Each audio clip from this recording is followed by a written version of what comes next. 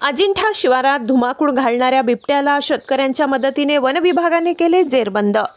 सिल्लोड तालुक्यातील अजिंठा परिसरात बिबट्याने अक्षरशः धुमाकूळ घातल्याची घटना शुक्रवार दिनांक 13 मार्च रोजी रात्री अंधारी शिवारातील युसुफ खान अयूब खा पठाण यांच्या गट क्रमांक 36 मधील शेतातील बांधलेल्या गोठ्यामध्ये प्रवेश करून बिबट्याने गोठ्यातील पाळीव 4 शेळ्यांवर हल्ला करून ठार केले होते।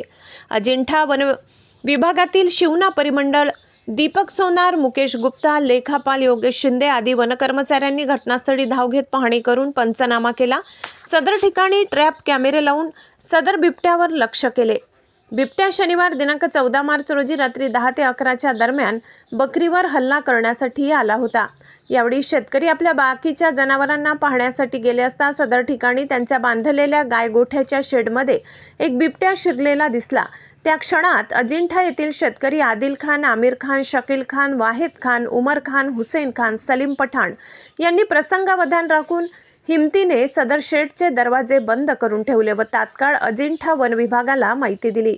माहिती मिळताच वन विभागाचे कर्मचारी तात्काळ घटनास्थळी धाव घेऊन आपल्या संयोगीकरणसह साहित्य आवश्यक असलेले पिंजरे घेऊन सदर घटनास्थळी मोर्चा घेतला व छत्रपती संभाजीनगरचे शीघ्र कृती दल शेख मोइनुद्दीन यांना बोलावून बिबट्या रेस्क्यू करण्यासाठी बोलावून घेतले। मोठ्या सितापीने सदर ग्रामस्थांच्या मदतीने सदर अडकलेल्या बिबट्याला पिंजऱ्यामध्ये कैद करण्यात यश आले। वन विभागात आणल्यानंतर बिबट्याला पाहण्यासाठी नागरिकांनी एकच गर्दी केली होती। शहा न्यूज मराठीसाठी न्यूज रिपोर्टर राजू शहा, छत्रपती संभाजीनगर।